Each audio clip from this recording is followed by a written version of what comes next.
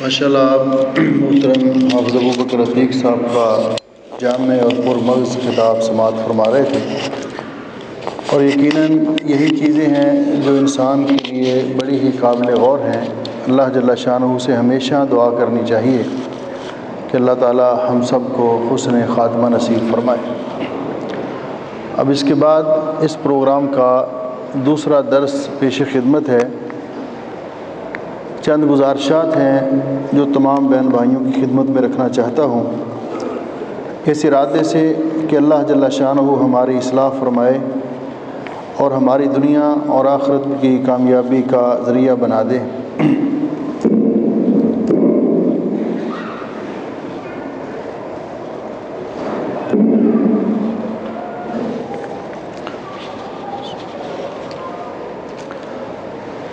ان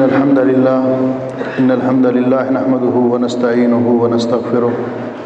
ونعوذ بالله من شرور انفسنا ومن سيئات اعمالنا، من يهده الله فلا مضل له ومن يضلل فلا هادي له، واشهد ان لا اله الا الله وحده لا شريك له، واشهد ان محمدا عبده ورسوله۔ اللهم صل على محمد وعلى آل محمد كما صليت على إبراهيم وعلى آل إبراهيم إنك حميد مجيد۔ اللهم بارك على محمد وعلى آل محمد كما باركت على إبراهيم وعلى آل إبراهيم إنك حميد مجيد۔ أما بعد فيا أيها الناس إن خير الحديث كتاب الله، وخير الهدي هدي محمد صلى الله عليه وسلم، وشر الأمور محدثاتها، وكل محدثة بدعة، وكل بدعة ضلالة، وكل ضلالة في النار۔ سامعین محترم، اولاد اللہ رب العزت کی بہت بڑی نعمت ہے۔ اللہ جل شانہ نے جب اولاد کے حوالے سے اپنی اس عظیم نعمت کا تذکرہ فرمایا تو ارشاد فرمایا کہ للہ ملک السماوات والارض یخلق ما یشاء یہب لمن یشاء اناثا ویہب لمن یشاء الذکور او یزوجہم ذکرانا واناثا ویجعل من یشاء عقیما۔ یہاں یہ لفظ قابل غور ہے کہ اللہ رب العزت فرماتے ہیں آسمان و زمین کی بادشاہت اللہ کے لیے ہے۔ یخلق ما یشاء، وہ جو چاہتا ہے پیدا کرتا ہے۔ یہب، یہ یہب فعل مضارع کا صیغہ ہے اور اس کا مصدر ہے ہبہ، جس کا معنی ہے عطیہ۔ وہ گفٹ عطا کرتا ہے، وہ عطیہ دیتا ہے جس کو چاہتا ہے۔ کس جگہ؟ یہب لمن یشاء اناثا، جس کو اللہ رب العزت چاہتا ہے وہ بیٹیوں کا تحفہ دیتا ہے، جس کو چاہتا ہے بیٹوں کا تحفہ دیتا ہے، ہبہ دیتا ہے، اور جس کو چاہتا ہے بیٹے اور بیٹیاں ملا کر دیتا ہے، اور جس کو نہیں دینا چاہتا اس کو کوئی مجبور کرنے والا نہیں۔ تو اس آیت مبارکہ سے یہ بات واضح ہوتی ہے کہ اولاد اللہ رب العزت کا بہت بڑا ہبہ ہے، انعام ہے اور تحفہ ہے۔ اللہ جل شانہ نے قرآن کریم میں حضرت ابراہیم علیہ السلام کی دعا کا تذکرہ کیا تو وہاں بھی اللہ رب العزت نے فرمایا کہ انہوں نے اللہ رب العزت کی بارگاہ میں یہ دعا کی کہ رب حب لی من الصالحین، اے اللہ مجھے نیک اولاد کا تحفہ عطا فرما، مجھے نیک اولاد عطا کر۔ رسول اکرم صلی اللہ علیہ وسلم نے اولاد کو انسان کے دل کے ٹکڑے قرار دیا ہے، انسان کے لخت جگر قرار دیا ہے، ثمرہ فؤاد قرار دیا ہے، اور اس بات کی حقیقت سے آپ بخوبی آگاہ ہیں کہ وہ لوگ اس نعمت کو، اس کمی کو جو محسوس کرتے ہیں جن کے ہاں اولاد نہیں ہے، جن کو اللہ رب العزت نے اولاد نہیں دی۔ ہر شخص اولاد کا متمنی ہے، اولاد کا خواہش مند ہے، اور اللہ رب العزت نے جس طرح اولاد کو انسان کے دل کے ٹکڑے بنایا، اپنا بہت بڑا عطیہ بنایا، بہت بڑا تحفہ عطا کیا جن کو اللہ رب العزت نے اولاد عطا کی، اسی طرح اللہ رب العزت نے نسل انسانی کی افزائش کا اس کو ذریعہ بھی بنایا ہے۔ لیکن ہر شخص اولاد کا متمنی ہے۔ اس کے ساتھ ساتھ ہم قرآن کریم میں جب ان آیات مبارکہ کا مطالعہ کرتے ہیں اور تلاوت کرتے ہیں جن میں اللہ رب العزت کے انبیاء علیہم الصلوۃ، یعنی وہ برگزیدہ شخصیات بھی اولاد کی متمنی ہیں اور انہوں نے اللہ تعالیٰ سے دعا کی،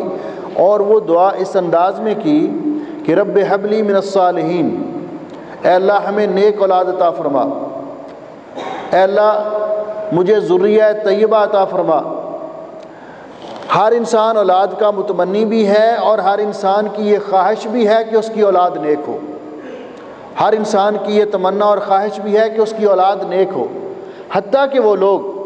جن کے اپنے عمل میں کوتاہی ہے وہ لوگ بھی اس بات کے متمنی اور خواہش مند ہیں کہ ان کی اولاد نیک ہو۔ ان کے اندر جو کمی اور کوتاہی ہے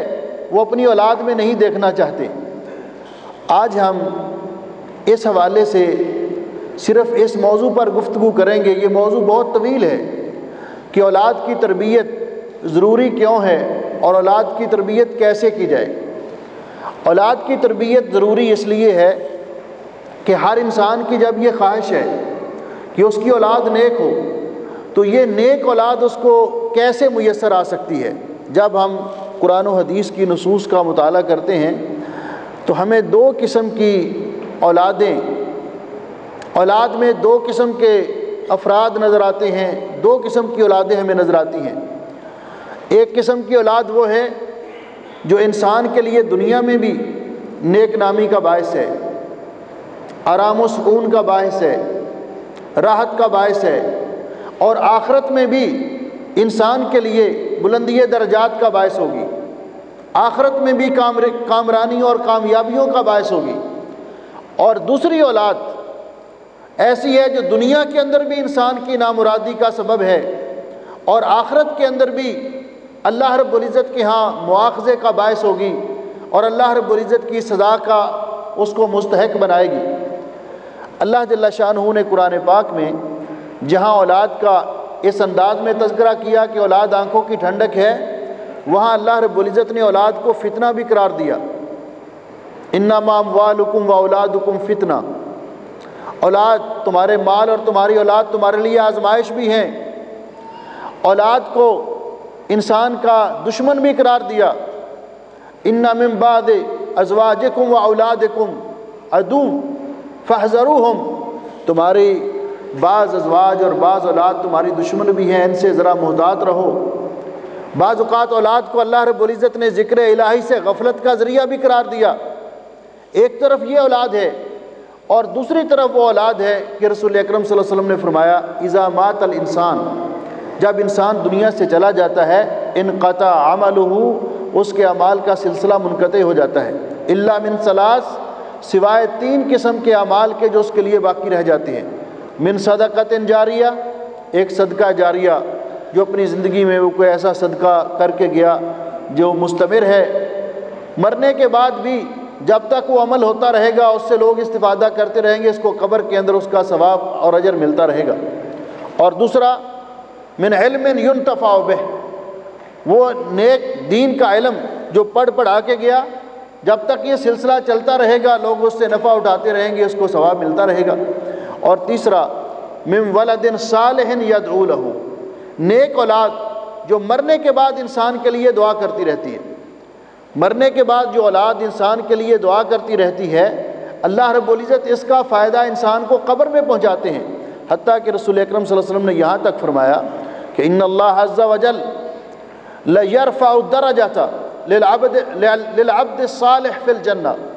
اللہ رب العزت جنت میں نیک آدمی کے درجات کو بلند کرتے رہتے ہیں۔ فیقول، تو یہ آدمی کہتا ہے بڑے تعجب کے ساتھ کہ اللہ یا رب انا لی ھذا، میرے اعمال کا سلسلہ تو منقطع ہو گیا، میرے اعمال تو ختم ہو گئے، یہ جو میرے درجات بلند کیے جا رہے ہیں، یہ جو مجھے نوازا جا رہا ہے، یہ کس لیے؟ تو اللہ رب العزت فرماتے ہیں فیقول باستغفار ولدک لک من بعدک، تیرے بعد تیری نیک اولاد تیرے لیے بخشش کی دعا کرتی رہتی ہے، تیرے مرنے کے بعد تیری نیک اولاد تیرے لیے بخشش کی دعا کرتی رہتی ہے، اس کی وجہ سے ہم تیرے درجات کو بلند کرتے رہتے ہیں، تیرے درجات میں بلندی آتی رہتی ہے، تیرا مقام عرفہ و اعلیٰ ہوتا رہتا ہے۔ تو ایک طرف یہ اولاد ہے اور دوسری طرف یہ وہ اولاد ہے، لیکن جب ہم دیکھتے ہیں کہ اللہ رب العزت جب کسی انسان کو اولاد عطا کرتا ہے تو وہ اولاد بالکل کورے کاغذ کی طرح ان کا دل صاف اور شفاف ہوتا ہے۔ نبی کریم علیہ الصلوۃ والسلام نے اس حقیقت سے ہمیں آگاہ کیا کہ کل مولود یولد علی الفطرہ، ہر بچہ فطرت پر پیدا ہوتا ہے۔ ہر بچہ جب پیدا ہوتا ہے تو اصلی فطرت پر ہوتا ہے، اس کا دل صاف اور شفاف ہوتا ہے، اس کے ذہن و دماغ پر کسی قسم کے اثرات اور نقوش نہیں ہوتے۔ اللہ رب العزت کورے کاغذ کی طرح اس اولاد کو ہمارے حوالے کرتے ہیں۔ آگے اس کے والدین کا کردار ہے، فَأَبَوَاهُ يُحَوِّدَانِهِ او يُنَصِّرَانِهِ او يُمَجِّسَانِهِ، اس کے والدین چاہے اس کو فطرت پہ قائم رہنے دیں، چاہے اس کو یہودی بنا دیں، چاہے عیسائی بنا دیں، چاہے مجوسی بنا دیں۔ اس سے معلوم ہوتا ہے کہ اولاد کی تربیت کے اندر، اولاد کی اخلاقیات کے اندر، ان کے اعمال کے اندر ایک بہت بڑا کردار اور سب سے پہلا کردار اس کے والدین کا ہوتا ہے۔ عمومی طور پر جب ہم اولاد کی تربیت کے حوالے سے مختلف کرداروں پہ کے عمل پر غور کرتے ہیں تو معاشرے کے اندر 3 قسم کے لوگ ہیں جن کا نوجوان نسل یا اولاد کی تربیت میں عمل اور دخل ہے۔ پہلے نمبر پر والدین، دوسرے نمبر پر اساتذہ، اور تیسرے نمبر پر معاشرہ۔ یہ تینوں عناصر معاشرے کے، یہ تینوں کردار معاشرے کے جن کا کسی بھی نسل کو تیار کرنے میں اور ان کی تربیت کرنے میں بنیادی کردار ہوتا ہے، لیکن سب سے پہلا کردار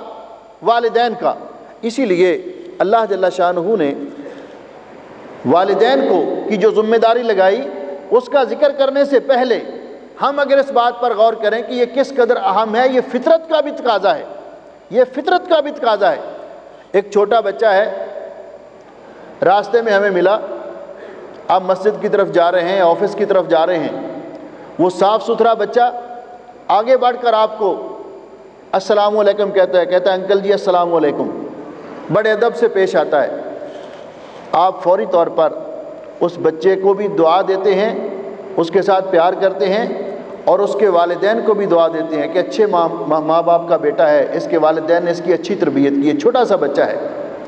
حالانکہ آپ اس کی ماں کو بھی نہیں جانتے، اس کے باپ کو بھی نہیں جانتے، لیکن آپ اس کے لیے دعا کرتے ہیں، اس بچے کے لیے بھی اور اس کے والدین کے لیے بھی،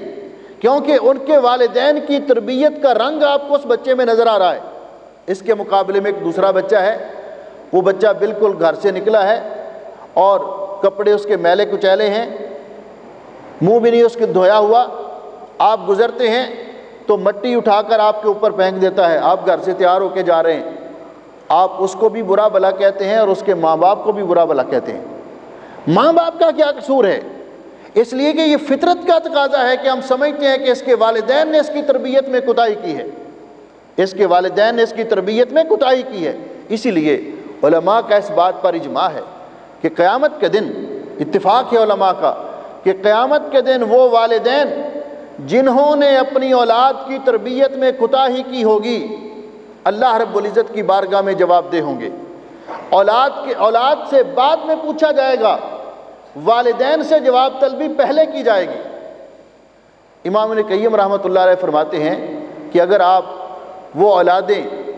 جو بگاڑ کا شکار ہوئیں، بے رہروی کا شکار ہوئیں، جن کے اخلاق بگڑ گئے اور ان کے اندر معاشرتی برائیاں رچ بس گئیں،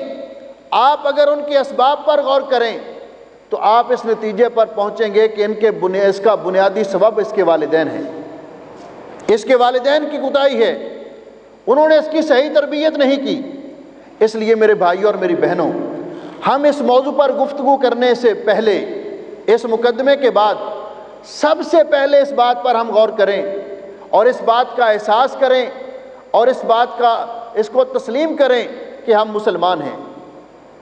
ہم جب اولاد کی تربیت کے حوالے سے گفتگو کریں گے تو اس حوالے سے گفتگو کریں گے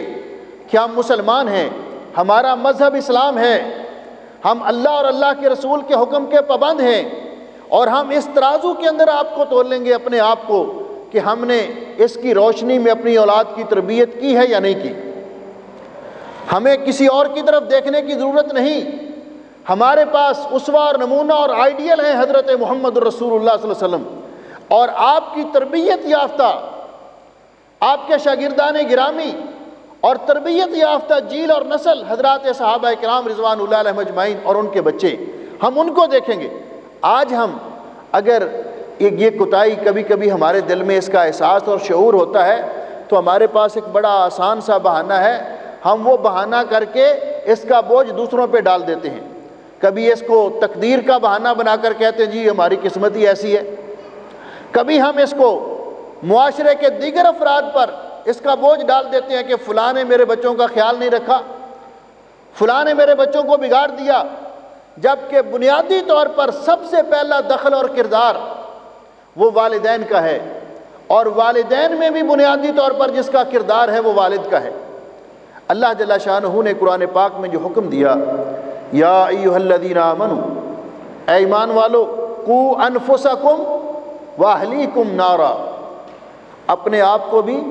اور اپنے اہل و عیال کو بھی جہنم کی آگ سے بچاؤ، اپنے آپ کو بھی اور اپنے اہل و عیال کو بھی جہنم کی آگ سے بچاؤ۔ یہ جو اللہ رب العزت کا حکم ہے کہ ہم اپنے آپ کو بھی اور اپنے اہل خانہ کو بھی، اور اہل خانہ میں کون لوگ آتے ہیں؟ انسان کی اہلیہ بھی ہے، بیوی بچے بھی ہیں، انسان کے بچے بھی ہیں، اور اس کی زیر کفالت جتنے لوگ ہیں سب کو جہنم کی آگ سے بچاؤ۔ نبی کریم علیہ الصلوۃ والسلام نے اس ذمہ داری کا جس انداز میں ہمارے سامنے ذکر کیا، ذرا اس پہ غور کیجئے۔ نبی کریم علیہ الصلوۃ والسلام ارشاد فرماتے ہیں، یہ 2-3 احادیث ہیں، ان کے الفاظ پہ ذرا غور کیجئے اور منظر یہ بات بالکل ہمارے سامنے واضح ہو جائے گی۔ نبی کریم علیہ الصلوۃ والسلام کا ارشاد ہے، ان الحسن رضی اللہ تعالیٰ عنہ عن نبی اللہ صلی اللہ علیہ وسلم قال ان اللہ سائل کل راع اما استرعاہ حفظہ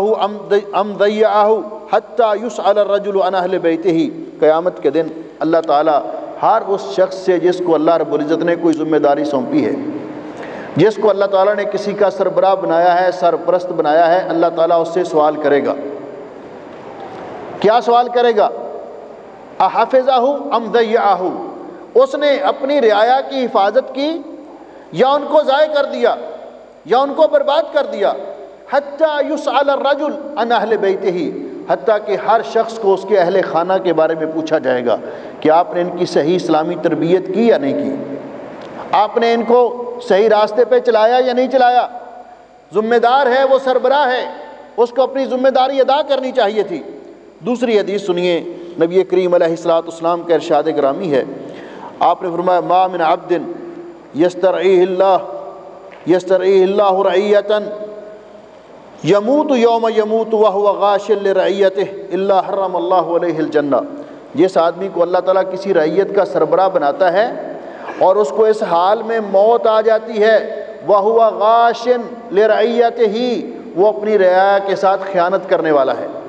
ان کی صحیح تربیت نہیں کرتا، ان کے دین کا خیال نہیں رکھتا، ان کو نیکی کی راہ پہ چلاتا نہیں، ان کو برائی سے روکتا نہیں، خیانت کر رہا ہے، اگر اس کی اسی حالت میں موت آ گئی الا حرم اللہ علیہ الجنہ، تو اللہ تعالیٰ ایسے بد نصیب شخص پر جنت حرام قرار دے دے گا۔ نبی کریم علیہ الصلوۃ والسلام کا تیسرا ارشاد سماعت فرمائیے، آپ نے فرمایا الا کلکم راع، تم میں سے ہر ایک ذمہ دار ہے۔ جس کو اللہ رب العزت نے اپنے خاندان کا سربراہ بنایا، کسی ادارے کا سربراہ بنایا، کسی ملک کا سربراہ بنایا، کسی علاقے کا سربراہ بنایا، یہ سارے کے سارے اپنی حیثیت کے مطابق کلکم راع وکلکم مسئول عن رعیتہ، فالامام الذی علی الناس راع وہو مسئول عن رعیتہ، لوگوں کا بادشاہ اور سربراہ وہ اپنی رعایا کے بارے میں مسئول ہے، والرجل راع علی اہل بیتہ وہو مسئول عن رعیتہ، ہر شخص اپنے اہل بیت اہل خانہ ان کا ذمہ دار ہے اور ان کے بارے میں مسئول ہے۔ والمرأة راعیۃ علی اہل بیت زوجہا، اور ہر عورت اپنے شوہر کے گھر میں جو افراد ہیں یعنی اولاد ہے ان کے بارے میں اس کی ذمہ دار ہے اور اس سے پوچھا جائے گا۔ وہی مسئولۃ عنہم، اور وہ ان کے بارے میں، اپنی اولاد کے بارے میں ماں سے بھی پوچھا جائے گا اور باپ سے بھی پوچھا جائے گا۔ میرے بھائیوں اور میری بہنوں، جب ہم ان نصوص پر غور کرتے ہیں تو یہ بات ہمیں سمجھ آتی ہے کہ یہ معاملہ معمولی نہیں ہے۔ اولاد اللہ رب العزت کی نعمت ہے، اللہ رب العزت نے یہ نعمت ہمیں عطا کی ہے، یہ اللہ تعالیٰ کی طرف سے امانت ہے۔ قیامت کے دن اس امانت کے بارے میں اللہ رب العزت نے ہم سے پوچھنا ہے کہ ہم نے اس امانت کو ضائع تو نہیں کیا۔ پچھلے دنوں میں یہ KPTC کی بسیں جو ہے نا کویت میں، ان کے پیچھے ایک اشتہار بنا ہوا تھا، ایک چھوٹا سا معصوم بچہ انہوں نے بنایا تھا اور وہ کھیل رہا ہے، اور اس کے اوپر ایک جملہ لکھا ہوا تھا، اور یہ جملہ ہر ایک کو دعوت فکر دے رہا تھا، انا امانۃ مانی مہانا، میں امانت ہوں، میں کوئی حقیر چیز نہیں ہوں کہ مجھے ضائع کر دیا جائے۔ ہر بچہ اپنے والدین کے پاس امانت ہے، ہر بچہ جو اس کے ذمہ دار ہیں ان کے پاس امانت ہے، اس کی تربیت کرنا والدین کی ذمہ داری ہے۔ جو بھی کوتاہی کرے گا قیامت کے دن اللہ رب العزت کی بارگاہ میں جواب دہ ہوگا۔ اولاد کی تربیت کے حوالے سے جب والدین اولاد کی تربیت کا ارادہ کریں تو اولاد کی تربیت کرنے کے لیے سب سے پہلا سٹیپ جو ہے، سب سے پہلا قدم جو ہے والدین کو اٹھانا چاہیے، وہ یہ ہے، اولاد کے حقوق کا موضوع بہت طویل ہے لیکن میں اس کو بالکل شارٹ کر کے کہ خود والدین اسوہ اور قدوہ پیش کریں، نمونہ پیش کریں۔ اولاد کاپی کرتی ہے اپنے والدین کی، اولاد بڑوں کو دیکھتی ہے، والد جو کرے گا بچہ اس کی نقل کرے گا، والدہ جو کچھ کرے گی اولاد اس کو دیکھ کر اس کی کاپی کریں گے۔ سب سے پہلے والدین کو، اس لیے سلف صالحین اس بات کا اہتمام کیا کرتے تھے کہ خود نیکی کریں، کیونکہ وہ جانتے تھے کہ نیکی کے اثرات، والدین کی نیکی کے اثرات ان کی اولاد پر ظاہر ہوتے ہیں۔ والدین کی نیکی کی وجہ سے اللہ رب العزت نے قرآن پاک میں جب حضرت موسیٰ علیہ السلام اور خضر علیہ السلام کا واقعہ ذکر کیا کہ انہوں نے ایک دیوار گرنے والی تھی اس کو تعمیر کر دیا، تو موسیٰ علیہ السلام نے جب ان سے کہا کہ انہوں نے تو ہمیں کھانا نہیں دیا اور ہم ان کی دیوار تعمیر کر رہے ہیں، تو خضر علیہ السلام نے کہا کہ مجھے یہ اللہ رب العزت کی طرف سے حکم تھا،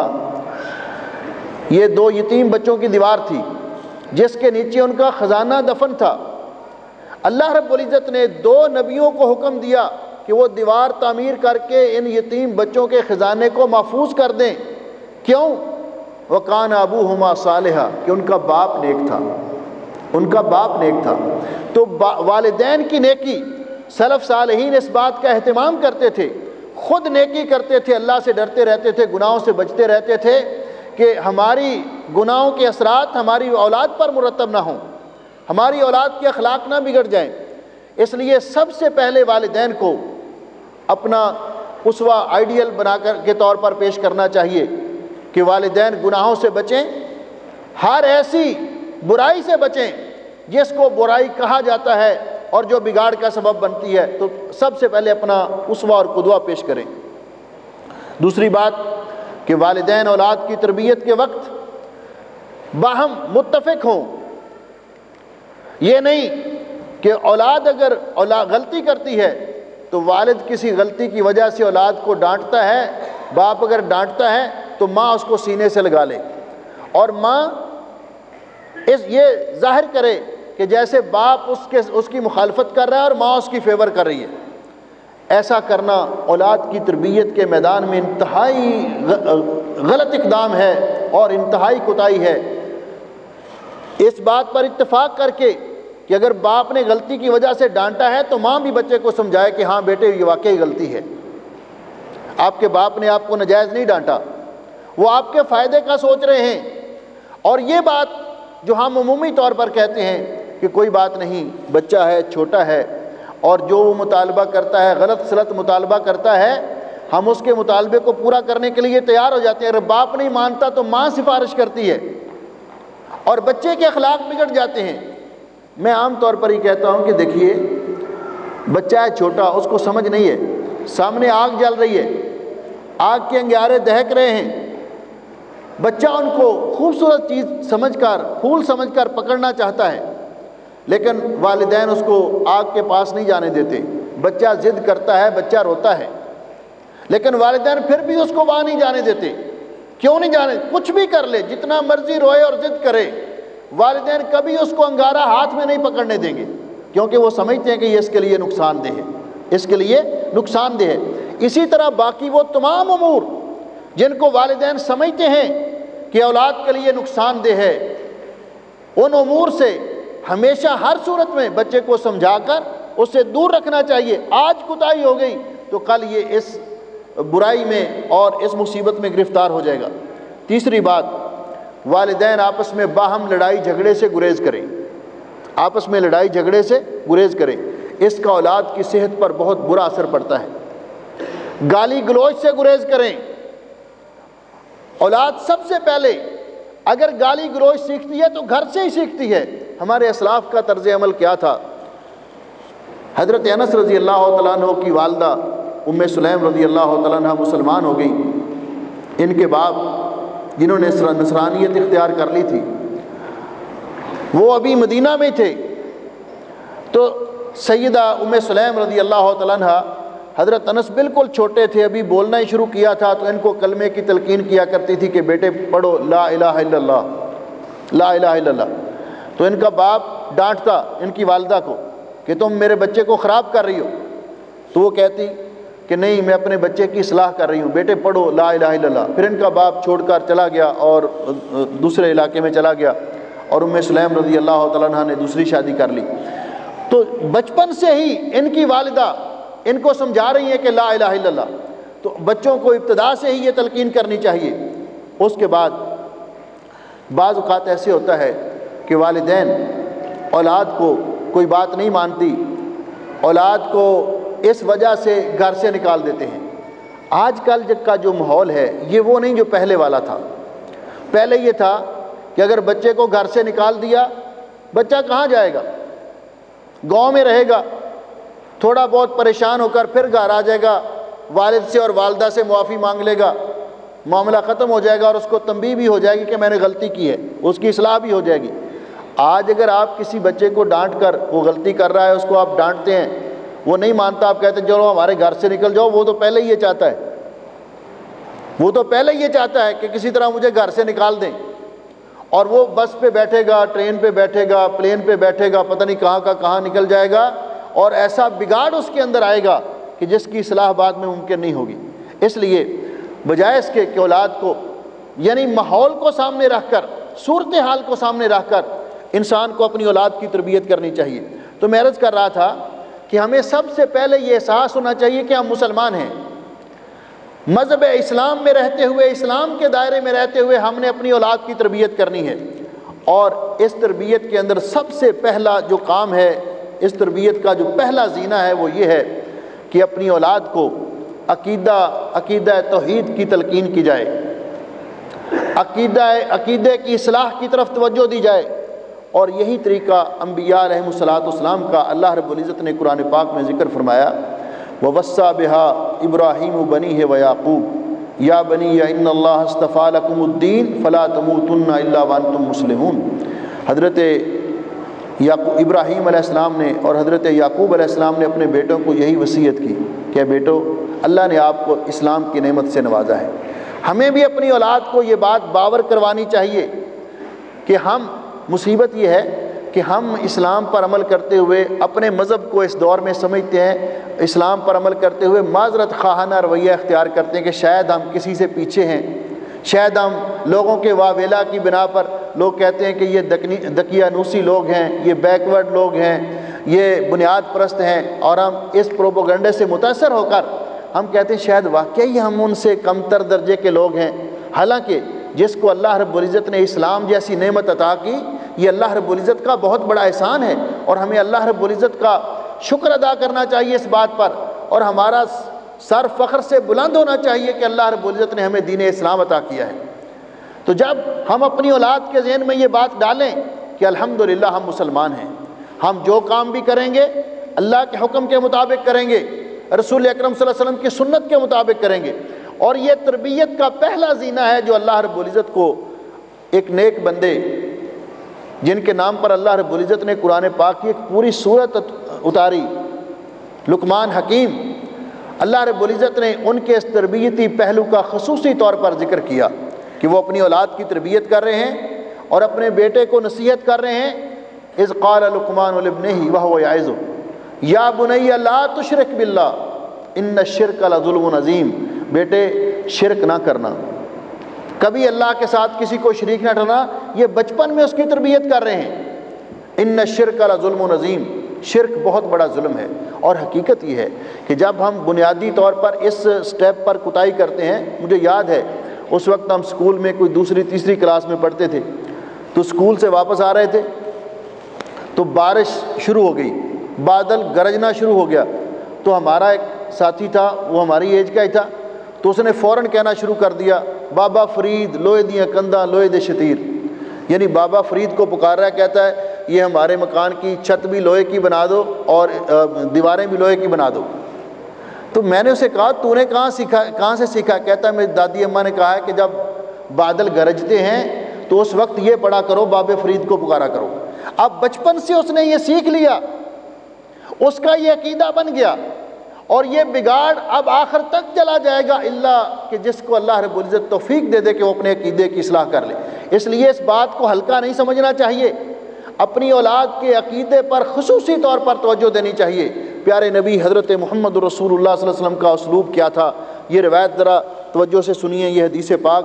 اور اپنے ایمان کو تازہ کیجیے. نبی کریم علیہ السلام کے صحابی مفسر قرآن حضرت عبداللہ ابن عباس رضی اللہ تعالیٰ عنہما فرماتے ہیں قال كنت خلف النبی صلی اللہ علیہ وسلم، کہ میں رسول اکرم صلی اللہ علیہ وسلم کے پیچھے سواری پر سوار تھا، تو نبی کریم علیہ السلام نے مجھے فرمایا یا غلام، اے بچے، چھوٹی عمر ہے اور غلام کی عمر یہ لڑکپن کا دور ہے، ابتدائی عمر ہے انسان کی. اے غلام انی اعلمک کلمات، میں آپ کو کچھ باتیں سکھاتا ہوں، کچھ کلمات سکھاتا ہوں، ان کو یاد کر لیجئے، ذہن میں بٹھا لیجئے، ذہن نشین کر لیجئے. پہلی بات احفظ اللہ یحفظ کا، تم اللہ تعالیٰ کو ہمیشہ یاد رکھو، اللہ تمہاری حفاظت کرے گا. یہ ذہن میں تصور رکھو کہ اللہ مجھے دیکھ رہا ہے، ہر مشکل اور پریشانی میں اللہ کو یاد کرو، اللہ تیری حفاظت کرے گا. احفظ اللہ تجدہ تجاہک، تم اللہ کو یاد رکھو، ہر مشکل میں اللہ رب العزت کو اپنے ساتھ پاؤ گے. وَإِذَا سَأَلْتَ، اور جب بھی کچھ مانگو، جب بھی سوال کرو، فاسأل اللہ، اللہ سے مانگو. یہ چھوٹے بچے ہیں، ابتدائی طور پر رسول اکرم صلی اللہ علیہ وسلم ان کو تلقین کر رہے ہیں کہ اے غلام جب بھی سوال کرو، جو بھی مانگو، اللہ سے مانگو. اذا سألت فاسأل اللہ واذا استعنت فاستعن باللہ، اور جب بھی مدد طلب کرو صرف اللہ سے مدد طلب کرو. اب دیکھیے رسول اکرم صلی اللہ علیہ وسلم اس صحابی کو کیا سکھا رہے ہیں کہ جب بھی مدد طلب کرو صرف اللہ سے مدد طلب کرو. ابتدا سے یہ نہیں. اب جس نے رسول اکرم صلی اللہ علیہ وسلم سے یہ تعلیم لے لی، جس نے رسول اکرم صلی اللہ علیہ وسلم سے یہ سیکھ لیا کہ جب بھی مدد طلب کرنی اللہ سے طلب کرنی ہے، جس نے بچپن میں یہ سبق یاد کر لیا، اس کے والدین نے اس کو سکھا دیا کہ جب بھی مدد طلب کرو، مشکلات میں پکارو تو اللہ سے، جب بھی کچھ مانگو تو اللہ سے، تو کیا وہ کسی اور کے سامنے جھولی پھیلائے گا؟ کیا وہ کسی اللہ کے علاوہ کسی اور کو کہے گا یا فلان مدد، یا فلان مدد؟ کیوں کہ رسول اکرم صلی اللہ علیہ وسلم کا یہ فرمان. اور یہ مسئلہ معمولی نہیں ہے کہ ہم سمجھتے ہیں جی کیا ہو گیا اگر فلاں سے مدد مانگ لی، فلاں سے مدد مانگ لی. ہم نماز کی ہر رکعت میں اللہ رب العزت کی بارگاہ میں کھڑے ہو کر یہ اقرار کرتے ہیں ایاک نعبد و ایاک نستعین، اے اللہ ہم صرف تیری ہی عبادت کرتے ہیں اور صرف تجھ ہی سے مدد مانگتے ہیں. کیا مطلب؟ کہ جس طرح تیرے علاوہ کسی اور کی عبادت کرنا شرک ہے، اسی طرح تیرے علاوہ کسی اور سے مدد مانگنا بھی شرک ہے. اس لیے اللہ کے علاوہ کسی اور سے یا فلان مدد یا غوث مدد یا کسی اور کا بھی نام اللہ کے علاوہ لے کر مدد طلب کرنا، مشکلات میں اس کو پکارنا، یہ شرک ہے. یہ رسول اکرم صلی اللہ علیہ وسلم ابتدائی طور پر اپنے صحابی کو تعلیم دے رہے ہیں، اور فرمایا آپ نے یہ بات یاد رکھو وَاعْلَمْ أَنَّ الْأُمَّةَ لَوْ اجْتَمَعَتْ، اگر پوری امت جمع ہو جائے کہ آپ کو کوئی نفع پہنچانا چاہیں لیکن اللہ نے آپ کی قسمت میں وہ نفع لکھا نہیں، تو سارے مل کر آپ کو وہ فائدہ نہیں دے سکتے. اور اگر سارے مل جائیں آپ کا نقصان کرنے کے لیے، آپ کو نقصان پہنچانے کے لیے، اگر اللہ رب العزت نے آپ کی قسمت میں نقصان لکھا نہیں تو سارے مل کر بھی آپ کا بال بیکا نہیں کر سکتے. اللہ رب العزت نے یہ ساری چیزیں لکھ دی ہوئی ہیں۔ تو یہ رسول اکرم صلی اللہ علیہ وسلم بنیادی طور پر تو سب سے پہلے عقیدہ توحید کی اولاد کو ان کے ذہن و دماغ میں راسخ کرنا چاہیے، یہ والدین کی ذمہ داری ہے۔ اگر اس میں کوتاہی کریں گے، اولاد بے راہ روی کا شکار ہو گئی، شرک کی وادیوں میں بھٹکنا شروع ہو گئی، تو اس کے پہلے ذمہ دار والدین ہیں۔ اس لیے میرے بھائیوں اور میری بہنوں، ہمیں اس بات پر خصوصی توجہ کرنی چاہیے۔ اور دوسری بات، اپنی اولاد کو رسول اکرم صلی اللہ علیہ وسلم کی محبت اپنی اولاد کے ذہن و دماغ میں راسخ کرنی چاہیے کہ ہم پیارے نبی حضرت رسول اللہ صلی اللہ علیہ وسلم کی امت ہیں۔ ہم نے جو کام بھی کرنا ہے نبی کریم علیہ الصلوۃ والسلام کی سنت کے مطابق کرنا ہے، مرد ہو یا عورت، جو کام بھی ہم نے کرنا ہے رسول اکرم صلی اللہ علیہ وسلم کے احکام کے مطابق کرنا ہے۔ اب اندازہ فرمائیے، اگر ہم بچپن میں اپنی اولاد کے ذہن میں یہ محبت ڈال دیں گے رسول اکرم صلی اللہ علیہ وسلم کی، اور اپنی اولاد کو یہ سکھائیں گے کہ رسول اکرم صلی اللہ علیہ وسلم کے ساتھ محبت رکھنا اپنی جان سے بھی بڑھ کر نبی پاک صلی اللہ علیہ وسلم کے ساتھ محبت رکھنا یہ لازمی ہے، اور نبی پاک صلی اللہ علیہ وسلم کے ساتھ محبت کی علامت ہے کہ آپ کی سنت پر عمل کیا جائے، آپ کے طریقے کو اپنایا جائے۔ تو کیا کسی مسلمان کا بچہ اگر اس کے ذہن میں یہ بچپن سے یہ بات ڈال دی گئی اور اس کے ذہن و دماغ میں راسخ کر دی گئی، تو کیا کبھی وہ رسول اکرم صلی اللہ علیہ وسلم کی سنت کو منہ سے اتارے گا، چہرے سے اتارے گا؟ کیا کبھی وہ اپنے لباس میں رسول اکرم صلی اللہ علیہ وسلم کی سنت کی مخالفت کرے گا؟ کیا وہ کبھی اپنی حجامت میں رسول اکرم صلی اللہ علیہ وسلم کی سنت کی مخالفت کرے گا؟ آج ہمارے اندر یہ کوتاہی اگر واقع ہوئی ہے تو کیوں کہ ہم نے اس بارے میں کوتاہی کی ہے۔ یہ والدین کا فرض بنتا ہے کہ اپنی اولاد کے بچپن سے ہی ذہن میں ڈالیں کہ رسول اکرم صلی اللہ علیہ وسلم کے ساتھ محبت ہر چیز سے زیادہ، بلکہ اپنی جان سے بھی زیادہ ہر مسلمان کے لیے لازمی ہے، اور بچوں کے دل میں ان کے پاس بیٹھ کر نبی پاک صلی اللہ علیہ وسلم کے فضائل، آپ کے خصائل، آپ کی سیرت طیبہ اور آپ کی اسوہ حسنہ کا تذکرہ کیا جائے اور ان کو اپنانے کی ترغیب دلائی جائے۔ تو اگر یہ ہم کریں تو کبھی ایسے نہ ہو کہ ہم نے شرٹیں پہنی ہوئی ہیں، اس پہ کافروں کی تصویریں بنی ہوئی۔ مسئلہ ہم پوچھتے ہیں جی ایسی شرٹ پر پہن کر نماز ہوتی ہے کہ نہیں ہوتی؟ کافر جو اللہ اور اللہ کے رسول کے باغی ہیں، ان کی تصویریں بنی ہوئی، یہ شرٹیں ہم پہن رہے ہیں، اور پھر ہم ان لباس میں ان کی نقالی کر رہے ہیں۔ حجامت کے اندر ہم رسول اکرم صلی اللہ علیہ وسلم کی سنت کا خیال نہیں رکھ رہے۔ اب دیکھیے، یہ مسلمانوں کے بچے، کیا ان کے اندر ایسے بچے ہیں کہ جو حجامت کرواتے وقت نیچے سر کے سارے بال اتروا لیتے ہیں، اوپر والے رہنے دیتے ہیں؟ کچھ بال اتروا لیتے ہیں اور کچھ رہنے دیتے ہیں۔ رسول اکرم صلی اللہ علیہ وسلم نے کیا فرمایا؟ حضرت عبداللہ ابن عمر رضی اللہ تعالیٰ عنہ فرماتے ہیں، نبی علیہ السلام نے ایک بچے کو دیکھا کہ جس کے کچھ سر کے بال اتار دیے گئے تھے اور کچھ باقی رہنے دیے گئے، تو نبی کریم علیہ السلام نے اسے منع کیا۔ فرماتے ہیں نہا رسول اللہ صلی اللہ علیہ وسلم عن القضا، نبی علیہ السلام نے قضا سے منع کیا۔ پوچھا وہ قضا کیا ہوتا ہے؟ تو فرمایا کہ سر کے بعض بالوں کو منڈوانا اور بعض کو چھوڑ دینا، اس سے نبی علیہ السلام نے منع فرمایا۔ آپ نے فرمایا اہلکوہ کلہ او اترکوہ کلہ، یا تو سر کے سارے بال منڈواؤ یا سارے بال چھوڑ دو، برابر میں بال کٹواؤ۔ یہ جو کبھی کسی قسم کی کٹنگ، کبھی کسی قسم کی، یہ مسلمانوں کا طریقہ نہیں۔ یہ طریقہ ہم نے غیر مسلموں سے لیا ہے۔ کن سے لیا ہے؟ کہ جن کے بارے میں رسول اکرم صلی اللہ علیہ وسلم نے اتنی بار اپنی امت کو یہ ترغیب دلائی اور تلقین کی، خالف الیہود والنصارى، خالف المجوس، خالف المشرکین۔ حتیٰ کہ مسلم شریف کے اندر یہ روایت ہے کہ یہودی چیخ اٹھے کہ اس نبی کو کیا ہے جو ہر کام میں ہماری مخالفت کا حکم دیتے ہیں، جن کی مخالفت کا ہمیں رسول اکرم صلی اللہ علیہ وسلم حکم دیں، وضاقتہ میں، عقائد و نظریات میں، لباس میں، طرز زندگی میں، ہم ان کی نقالی کریں اور پھر ہم کہیں کہ ہم مسلمان ہیں، تو ہمیں اس بارے میں سوچنا چاہیے کہ ہمیں کیا ضرورت پڑی جب ہمارے پاس کامل و مکمل دین موجود ہے، شریعت کا ایک کامل و اکمل دستور حیات موجود ہے۔ اس لیے میرے بھائیوں اور میری بہنوں، ہمیں اس بات پر خصوصی طور پر توجہ دینی چاہیے کہ اپنی اولاد، بچے بالغ ہوں، بچے جوان ہوں، یہاں تک کہ بعض علماء نے لکھا ہے جس طرح بچوں کو ترغیب دلائی جائے کہ داڑھی رسول اکرم صلی اللہ علیہ وسلم کی سنت ہے، کپڑوں کو ٹخنوں سے اوپر رکھنا یہ رسول اکرم صلی اللہ علیہ وسلم کی سنت ہے، اگر نیچے لٹکائیں گے تو یہ جتنا کپڑا ٹخنوں سے نیچے ہوگا اتنا جہنم کی آگ میں جلے گا۔ اللہ ہمیں محفوظ فرمائے۔ بچوں کو یہ تلقین کی جائے۔ حضرت علی رضی اللہ تعالیٰ عنہ فرماتے ہیں کہ نبی علیہ الصلوۃ والسلام نے ایک ہاتھ میں سونے کو پکڑا، ایک ہاتھ میں ریشم کا لباس پکڑا اور فرمایا ان ھذین حرام علی ذکور امتی وحل لاناسہم، یہ سونا اور یہ ریشم کا لباس میری امت کے مردوں پر حرام ہے، عورتوں کے لیے حلال ہے۔ مردوں پر حرام ہے، عورتوں کے لیے حلال ہے۔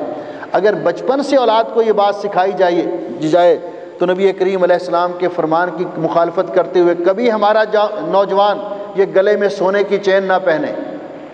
یہ ہاتھ میں سونے کی بریسلٹ نہ پہنے،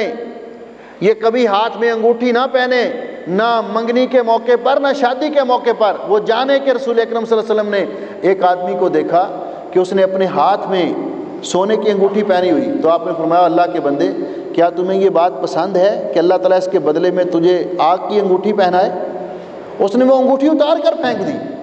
اس لیے ہمیں شروع سے اولاد کے ذہن میں یہ بات ڈالنی چاہیے، حتیٰ کہ یہاں تک علماء نے لکھا ہے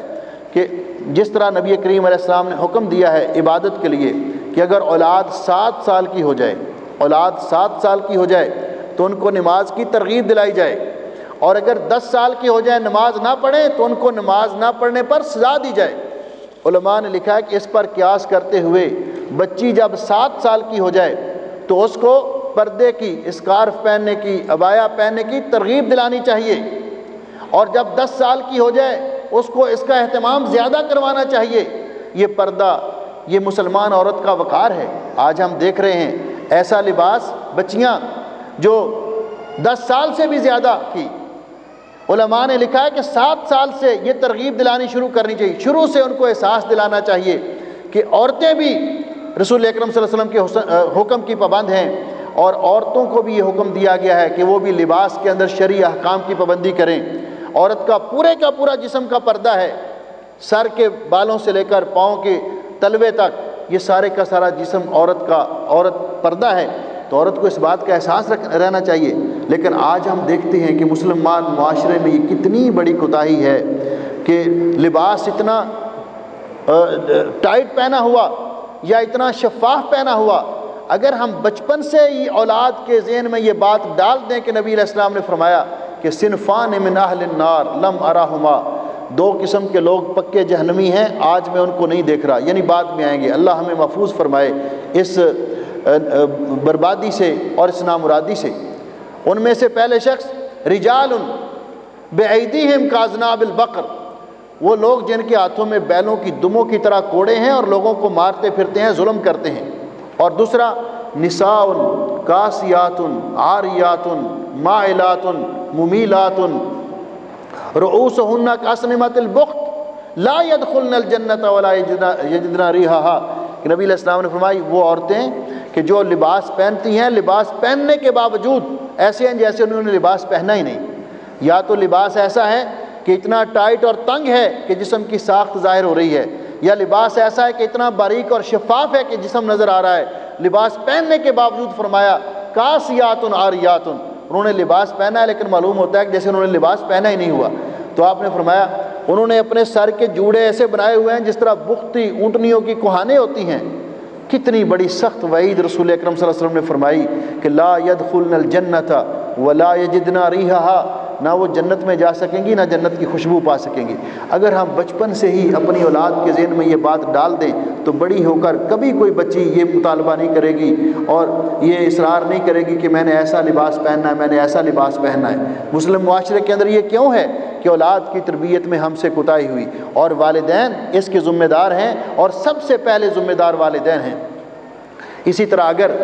بچیوں کو یہ بات بچپن سے ہی سکھا دی جائے کہ نبی کریم علیہ الصلوۃ والسلام نے فرمایا کہ اللہ تعالیٰ نے لعنت کی ہے ان عورتوں پر جو اپنے بال جڑواتی ہیں، وشم کرواتی ہیں، جسم پر مختلف قسم کے نشانات بنواتی ہیں، اور اب آئی بروز بناتی ہیں، یہ پلکوں کے بال ان کو اکھاڑتی ہیں، باریک کرتی ہیں، اپنے دانتوں کو رگڑتی ہیں خوبصورتی اور حسن کے لیے، فاصلہ پیدا کرنے کے لیے، تو ان پر اللہ تعالیٰ نے لعنت کی ہے۔ جس کام پر اللہ تعالیٰ نے لعنت کر دی اور جس سے رسول اکرم صلی اللہ علیہ وسلم نے منع فرمایا وہ کبیرہ گناہ ہے۔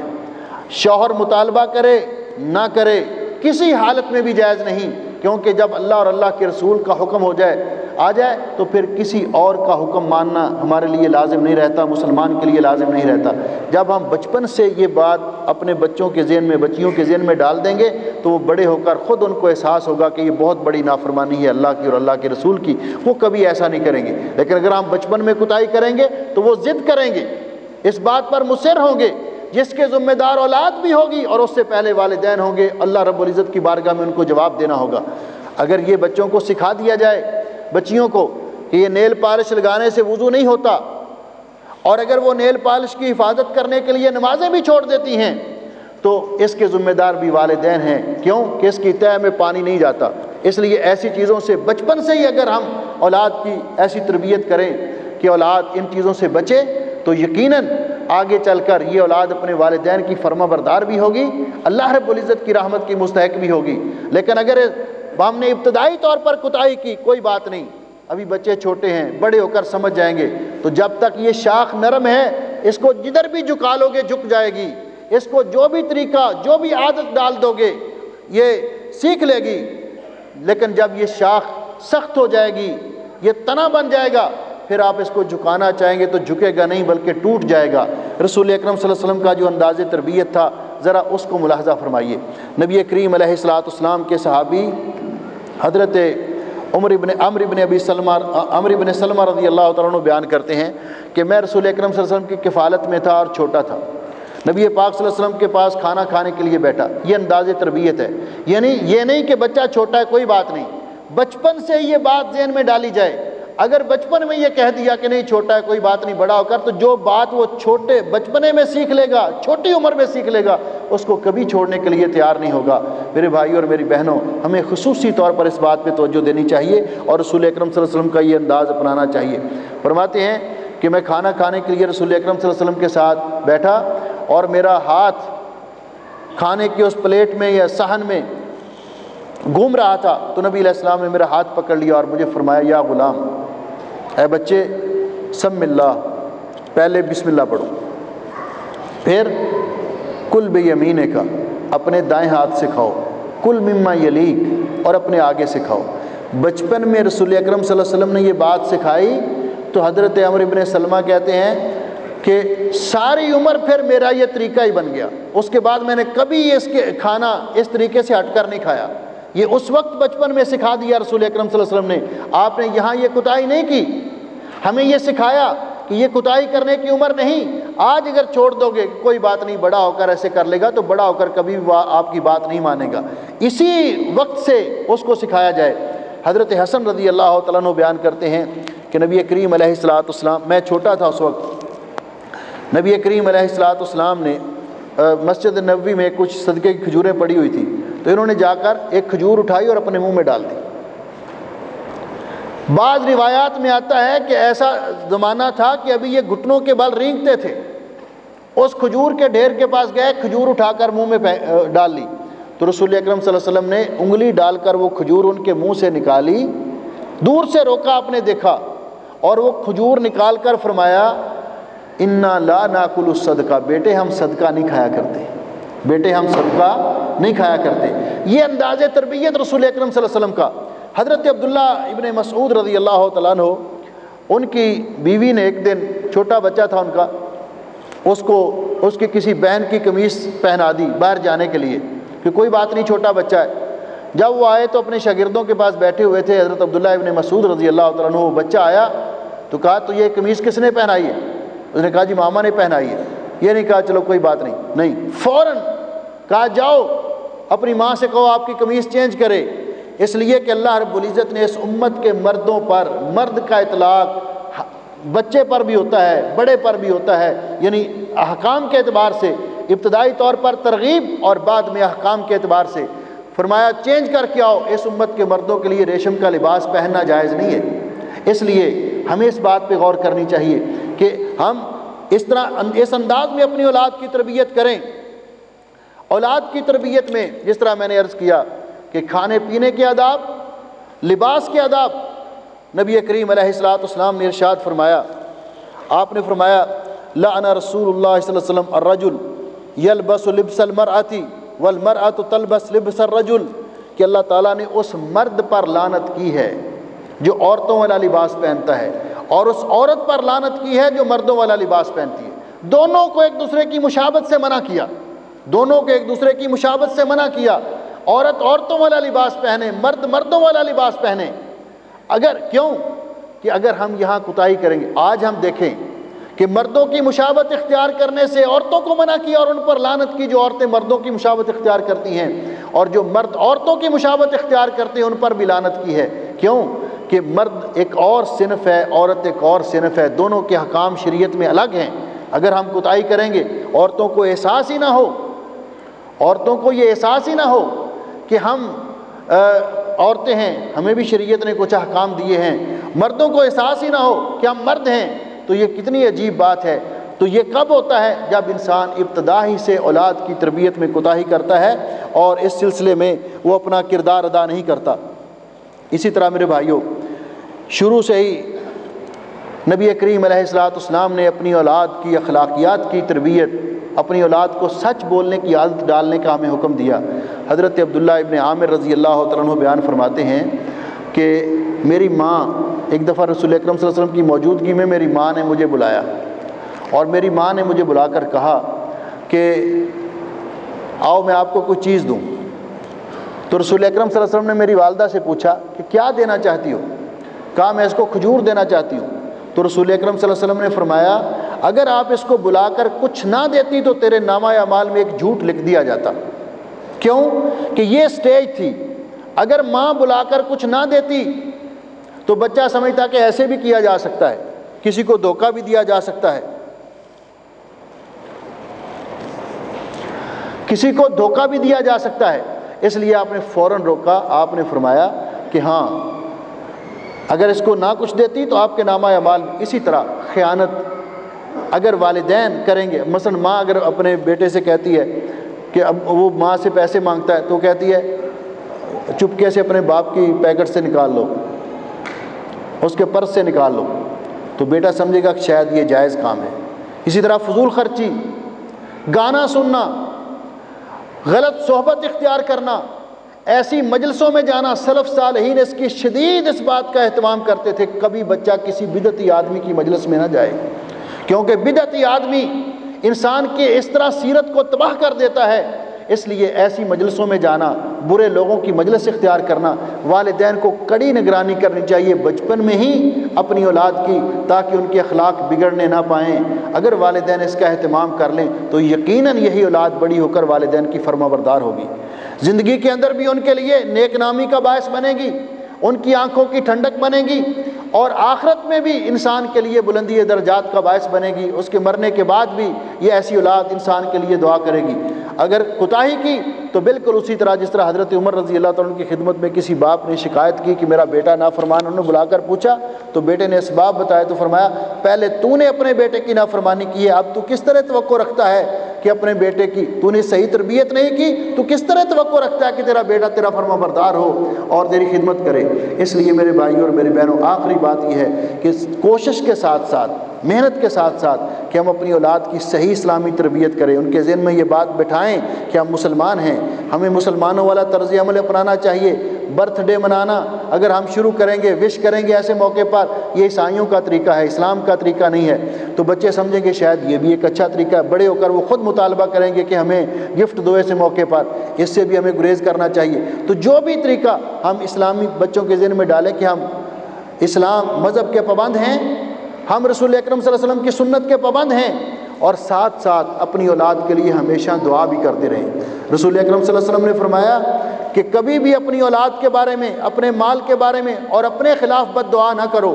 کیونکہ بعض اوقات بعض ساعات ایسی ہوتی ہیں جن میں اللہ دعا قبول کر لیتا ہے۔ اگر انسان اس میں بد دعا کر بیٹھے تو سب کچھ تباہ ہو جائے، تو پھر اس کو کسی اور کو ملامت نہیں کرنی چاہیے۔ اور اللہ رب العزت نے عباد الرحمن کا تذکرہ کرتے ہوئے فرمایا کہ وہ اپنی اولاد کی اچھی تربیت کے ساتھ، اپنی اولاد کی دینی تربیت کے ساتھ ساتھ اللہ رب العزت کی بارگاہ میں دعا کرتے رہتے ہیں، اور یہ دعا ہمیں ہمیشہ کرنی چاہیے۔ ربنا هب لنا من ازواجنا وذرياتنا قرة اعين वजअलना लिलमुत्तकीन इमामा। اے اللہ ہمیں بھی اور ہماری ازواج کو بھی، ہماری اولاد کو بھی ہماری آنکھوں کی ٹھنڈک بنا اور ہمیں اعلیٰ درجے کے متقی بنا۔ اللہ جل شانہ ہمیں اور ہماری اولادوں کو نیک بنائے، ہماری اولادوں کو ہماری آنکھوں کی ٹھنڈک بنائے، دنیا اور آخرت میں ہماری کامیابی اور نیک نامی کا ذریعہ بنائے، ہمیں بھی ہماری اولاد کو بھی دین اور شریعت کے پابند بنائے، اور جن کے ہاں اولاد نہیں اللہ ان تمام مسلمان بہن بھائیوں کو نیک اور صالح اولاد نصیب فرمائے۔ اللہ تعالی ہمیں یہ ذمہ داری کما حق کو ادا کرنے کی توفیق بخشے کہ ہم اپنی اولاد کی اسلامی تربیت کریں اور قیامت کے دن اللہ رب العزت کی بارگاہ میں سرخرو ہو جائیں۔ ہمیں اس بات کا احساس اور شعور کرنا چاہیے۔ اللہ عمل کی توفیق بخشے۔ جزاکم اللہ خیرا۔ سبحانک اللہم و بحمدک، اشہد ان لا الہ الا انت، استغفرک۔ محترم مولانا عبدالخالق صاحب اولاد کی اسلامی تربیت، اس کی اہمیت اور اس کی ضرورت کے بارے میں گفتگو فرما رہے تھے، اور یہ بتا رہے تھے کہ اولاد کی تربیت ہمیں کس طرح سے کرنی چاہیے۔ بیٹے ہوں ان کی تربیت، بیٹیاں ہوں ان کی تربیت، تو یہ اس وقت کی شدید ضرورت ہے، اہم ضرورت ہے۔ اللہ تعالیٰ سے دعا کرتے ہیں کہ اللہ رب العزت ہمیں یہ ذمہ داری ادا کرنے کی توفیق دے۔ اب آپ کے سوالات، اور سوالات سے پہلے ایک اعلان۔ ہمارا آئندہ پروگرام انشاءاللہ 4 ستمبر کو ہوگا۔ 4 ستمبر بروز جمعرات عشاء کی نماز کے بعد اسی مقام پر انشاءاللہ۔ آپ سے گزارش ہے کہ آپ اس پروگرام میں خود بھی تشریف لائیے گا اور اپنے دوست احباب کو بھی اس کی طرف توجہ دلائیے گا۔ ہمارے جو بھائی ہیں وہ اپنے بھائیوں کو توجہ دلائیں، ہماری جو بہنیں ہیں وہ اپنی جاننے والی بہنوں کو اس کی طرف توجہ دلائیں۔ آپ یہ جانتے ہیں کہ یہ پروگرام خالصتاً قرآن اور حدیث کی دعوت پر مشتمل ہے، اور اس میں جتنے بھی پروگرام ہوتے ہیں، جتنے دروس ہوتے ہیں، تو قرآن و حدیث کی روشنی میں ہی ہوتے ہیں۔ تو اس لیے آپ سے گزارش ہے کہ شوق سے آپ تشریف لائیے اس پروگرام میں، اور اپنے بھائیوں اور بہنوں کو بھی اس کی طرف توجہ دلائیے۔ سوالات۔ پہلا سوال، مولانا نے کہا کہ جمعہ کے دن کے بارے میں جو آدمی مر جاتا ہے وہ مسلم ہو تو وہ قبر کے فتنے سے محفوظ ہو جاتا ہے، کیا یہ حدیث صحیح ہے؟ میں نے سنا ہے یہ ضعیف ہے۔ تو یہ حدیث صحیح ہے، اکثر محققین علماء نے اس حدیث کو صحیح قرار دیا ہے۔ دوسرا سوال، کیا بینک سے قرض لینا جائز ہے؟ بینک اپنا فائدہ 5% لیتا ہے، تو ظاہر ہے کہ بینک اگر آپ کو فائدے پر قرض دیتا ہے تو یہ سود ہے، اور سود پر قرض لینا حرام ہے، چاہے کتنی بڑی مجبوری کیوں نہ ہو، چاہے کتنی بڑی مجبوری کیوں نہ ہو، سود پر قرض نہیں لے سکتے ہیں۔ سود کے بارے میں آپ جانتے ہیں کہ سود حرام ہے۔ اللہ رب العزت نے قرآن مجید میں اس کی حرمت کو بیان کیا، اور رسول اکرم صلی اللہ علیہ وسلم نے بھی اس کے خطرناک عواقب کے بارے میں آگاہ فرمایا۔ تو اس لیے ہر ممکن سود سے اور سودی لین دین سے بچنا چاہیے۔ ایک بھائی نے سوال لکھا ہے اسی کے متعلق کہ ایک آدمی اگر جہالت کی وجہ سے سودی لین دین میں پھنسا ہوا ہو تو وہ کیا کرے؟ تو جہالت کی وجہ سے اگر وہ سودی لین دین میں پھنسا ہوا ہے تو اس کو چاہیے کہ وہ پہلی فرصت میں وہ اس سودی لین دین سے جان چھڑائے اور اپنی معیشت کو حلال کرے، اور حلال طریقے سے اور جائز طریقے سے کمائے، اور اپنی کمائی میں حرام کی ملاوٹ نہ ہونے دے، کیونکہ اگر حرام کی ملاوٹ ہوتی ہے تو انسان کی دعائیں تک قبول نہیں ہوتی ہیں۔ ایک شخص اگر حرام کھاتا ہے، حرام پہنتا ہے، حرام کے ساتھ اس کی پرورش ہوتی ہے تو اس کی دعائیں تک رد کر دی جاتی ہیں۔ تو پہلی فرصت میں جو شخص سودی لین دین میں پھنسا ہوا ہو اس کو چاہیے کہ وہ اس سے اپنی جان چھڑائے اور اپنے کاروبار کو، اپنے بزنس کو، اپنے لین دین کو وہ سود سے پاک کرے، یہ انتہائی ضروری ہے۔ ایک اور سوال، اگر انسان نے شوال کا روزہ رکھا ہو اور وہ روزہ ٹوٹ جائے تو اس کا کفارہ کیا ہے؟ شوال کے روزے نفلی روزے ہیں، ویسے تو ہونا یہ چاہیے کہ نفلی روزے بھی مکمل کرنے چاہیے، اور بغیر کسی شرعی عذر کے یہ نفلی روزہ بھی نہیں توڑنا چاہیے، لیکن اگر کسی وجہ سے یہ روزہ انسان توڑ دے یا اس سے یہ روزہ ٹوٹ جائے تو اس کا کوئی کفارہ نہیں ہے، اس کا کوئی کفارہ نہیں ہے اور نہ ہی اس کی کوئی قضا ہے۔ ایک اور سوال، رکوع سے اٹھتے ہوئے رفع الیدین کرتے ہوئے دونوں ہاتھوں کو کہاں تک اٹھانا چاہیے اور دونوں ہتھیلیوں کا رخ کیا کعبہ شریف کی طرف ہونا ضروری ہے؟ جب آپ تکبیر تحریمہ کہتے ہیں اور جب آپ رکوع سے سر اٹھا کے کھڑے ہوتے ہیں اور اس سے پہلے جب آپ رکوع کے لیے جانے لگتے ہیں پھر سر اٹھا کے کھڑے ہوتے ہیں اور اسی طرح جب آپ دوسری رکعت کے بعد تیسری رکعت کے لیے اٹھ کے کھڑے ہوتے ہیں تو ان 4 مقامات پر اپنے ہاتھوں کو اپنے کندھوں کے برابر تک اٹھانا نبی کریم صلی اللہ علیہ وسلم کی سنت متواترہ ہے۔ تکبیر تحریمہ کے ساتھ بھی، رکوع میں جانے سے پہلے بھی، رکوع سے اٹھ کر سیدھا کھڑا ہو کر بھی، اور دوسری رکعت سے اٹھ کر جب آپ تیسری رکعت کے لیے کھڑے ہوں تو چاروں مقامات پر اپنے کندھوں کے برابر تک، یہ اس طرح دیکھیں جس طرح میں نے اپنے ہاتھوں کو کندھوں کے برابر تک اٹھایا ہوا ہے، تو کندھوں کے برابر تک اپنے ہاتھوں کو اٹھانا یہ نبی کریم صلی اللہ علیہ وسلم کی سنت متواترہ ہے۔ اور ہاتھوں کی ہتھیلیاں جو ہیں یہ سیدھی خانہ کعبہ کی طرف ہونی چاہیے، تو اس طرح سے اپنے ہاتھوں کو اٹھانا چاہیے۔ اگر زیادہ ان ہاتھوں کو اونچا بھی کرنا ہو تو اتنا اونچا کر سکتے ہیں کہ یہ جو انگلیاں ہیں ہاتھوں کی یہ کانوں کی لو کے برابر تک ہو جائیں، ورنہ یہ کندھوں کے برابر تک ہی اٹھائے جائیں، تو یہ سنت ہے نبی صلی اللہ علیہ وسلم کی۔ ایک اور سوال اسی بھائی کا، اہل عرب کے اکثر نمازیوں کو دیکھا جاتا ہے کہ رکوع سے سر اٹھانے کے بعد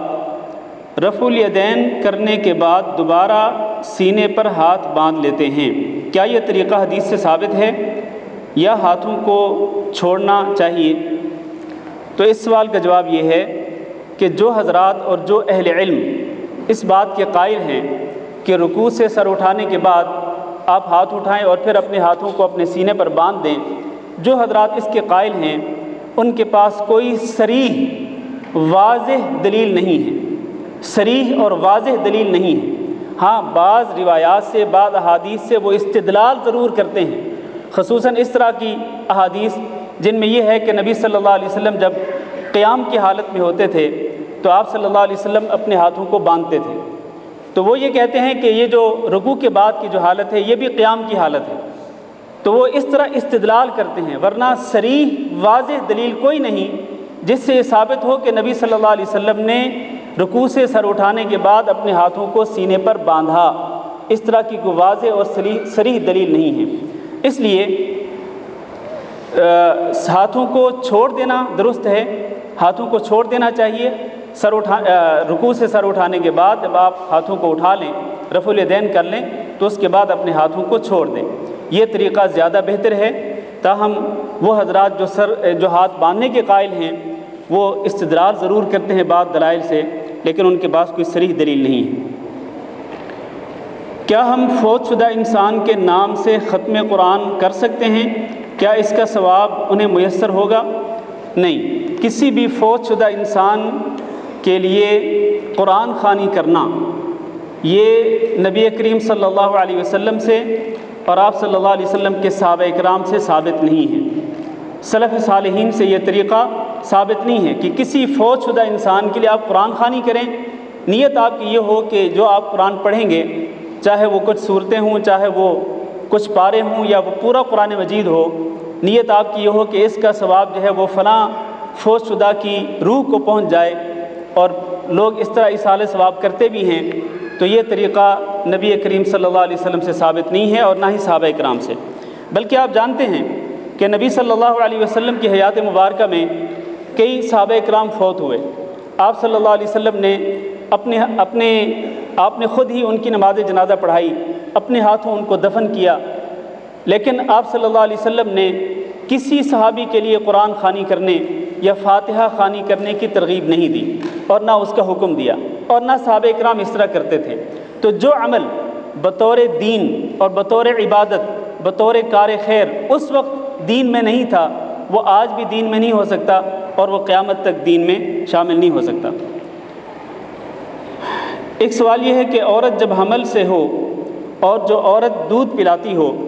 تو کیا اس پر روزہ اور نماز اس نماز کا کیا حق ہے کہ کیا بعد میں رکھے یا کفارہ ادا کرے، اس کی حد کیا ہے؟ جب 2 سال چلے جائیں بنا روزے رکھے. دیکھیں، ایک عورت اگر حاملہ ہو اور دوسری عورت مرضعہ ہو، مرضعہ سے مراد دودھ پلا رہی ہو اپنے بچے کو، تو حاملہ اور مرضعہ یہ دونوں جو عورتیں ہیں، یہ اگر حمل کے دوران اور دودھ پلانے کے دوران اگر رمضان کے روزے نہیں رکھ سکتی، ان کے لیے مشکل ہے حمل کی وجہ سے یا دودھ پلانے کی وجہ سے، تو کوئی حرج نہیں، وہ روزے چھوڑ سکتی ہیں. جہاں تک نماز کا تعلق ہے تو نماز نہیں معاف ہوتی ہے، نماز معاف نہیں ہوتی ہے حمل کی حالت میں بھی اور دودھ پلانے کی حالت میں بھی. نماز تو معاف ہوتی ہے بعض مخصوص ایام میں، جب وہ مجبوری کے ایام ہوتے ہیں، چاہے وہ ہر مہینے کے ایام ہوں یا وہ بچے کی ولادت کے بعد کے ایام ہوں، ورنہ عموماً حمل کی حالت میں یہ دودھ پلاتے ہوئے نماز معاف نہیں ہوتی. جہاں تک روزوں کا تعلق ہے تو روزے اگر وہ خاتون نہیں رکھ سکتی تو کوئی حرج نہیں، وہ بعد میں ان روزوں کو قضا کرے، جب اس کو موقع ملے تو ان روزوں کو وہ بعد میں قضا کرے. لیکن اگر ایک عورت، جس طرح اس سوال میں لکھا کہ پچھلے 2 سال سے رمضان کے روزے اس پر باقی ہیں، اب اگر 2 مہینوں کے روزے باقی ہیں، تو اگر یہ خاتون ان 2 مہینوں کے روزوں کو قضا کر سکتی ہو، ایک ایک کر کے 2 کر کے متفرق ایام میں وہ روزے قضا کر سکتی ہے، تو اس کو قضا کرنے چاہیے، کیونکہ یہ اللہ رب العزت کا حق ہے اس کے اوپر، اس کو پورا کرنا چاہیے. لیکن اگر کسی عورت کو مہلت ہی نہیں ملتی کہ یا تو وہ حمل کی حالت میں ہے یا وہ بچے کو دودھ پلا رہی ہے، اس کو مہلت ہی نہیں ملتی ہے، اور اس کی صحت اس طرح کی ہے کہ وہ مسلسل 2 مہینے کے روزے نہیں رکھ سکتی ہے یا متفرق ایام میں اتنے ایام کے روزے قضا نہیں کر سکتی ہے، اگر اس طرح کی مجبوری ہو تو پھر وہ خاتون جو ہے وہ ان ایام کا فدیہ ادا کر دے، اور وہ فدیہ ایک روزے کے بدلے میں یا 1 دن کے بدلے میں 1 مسکین کو کھانا کھلانا ہے.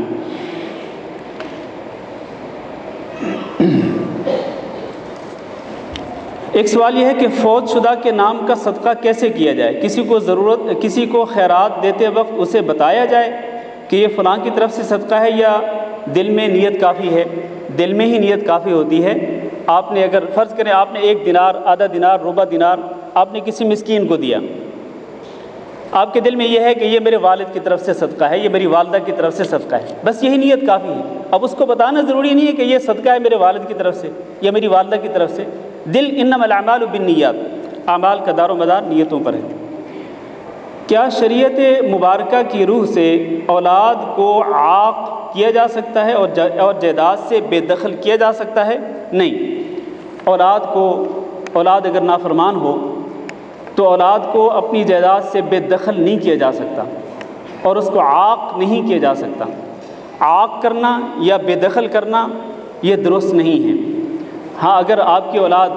یا آپ کا کوئی بیٹا یا کوئی بیٹی نافرمان ہے تو ظاہر ہے کہ کل قیامت کے دن اس کو اللہ کے سامنے پیش ہونا ہے، تو اپنے اعمال کا حساب دے گا. آپ کی اولاد اپنے اعمال کا حساب دے گی، تو اس کا معاملہ اللہ کے سپرد کر دیں. باقی اپنی جائیداد سے، حق وراثت سے اس کو محروم کرنا یہ ہرگز درست نہیں ہے. نماز پڑھنے کے دوران سلام کا جواب دینا ہاتھ کے اشارے سے جائز ہے یا نہیں؟ جی، ہاتھ کے اشارے سے سلام کا جواب دینا جائز ہے، کوئی حرج نہیں. آپ اگر کھڑے ہوئے ہیں، ہاتھ باندھے ہوئے ہیں، اگر کوئی شخص آپ کو آ کر سلام کہتا ہے، آپ نماز پڑھ رہے ہیں، تو آپ ہاتھ کا اس طرح اشارہ کریں تو یہ اسی کے ساتھ ہی اس کا جواب ہو جائے گا. یہ حدیث سے ثابت ہے. 2 بھائیوں نے 2 مختلف پرچیوں میں ایک جیسا سوال لکھا ہے، اور وہ سوال یہ ہے کہ کیا عدالتی نکاح بغیر ولی کے اسلام میں جائز ہے؟ نکاح کے بعد رخصتی نہیں ہوئی، کچھ عرصہ بعد اگر والدین رخصتی یا شادی پر راضی ہو جائیں تو کیا وہی نکاح برقرار رہے گا؟ یہ دونوں اطراف کے والدین کی موجودگی میں دوسرا نکاح ہوگا، قرآن و حدیث کی روشنی میں بیان فرمائیں. دیکھیں، نبی کریم صلی اللہ علیہ وسلم کا فرمان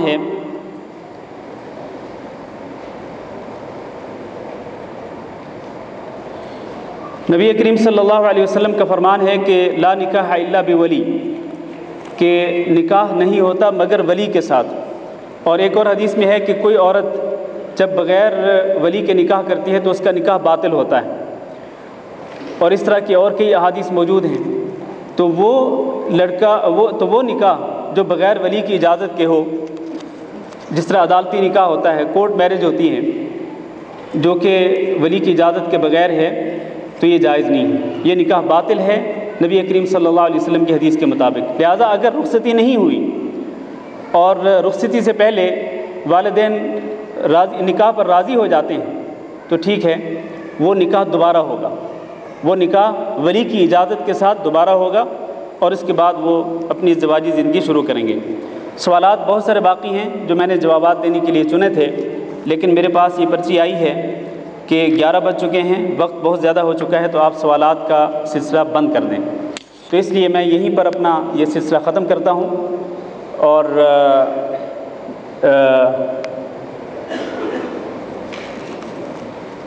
محترم بھائی شیخ عبدالخالق صاحب یا شیخ عارف جوید صاحب سے گزارش ہے کہ وہ آئیں اور دعا کرا دیں، کیونکہ میرے پاس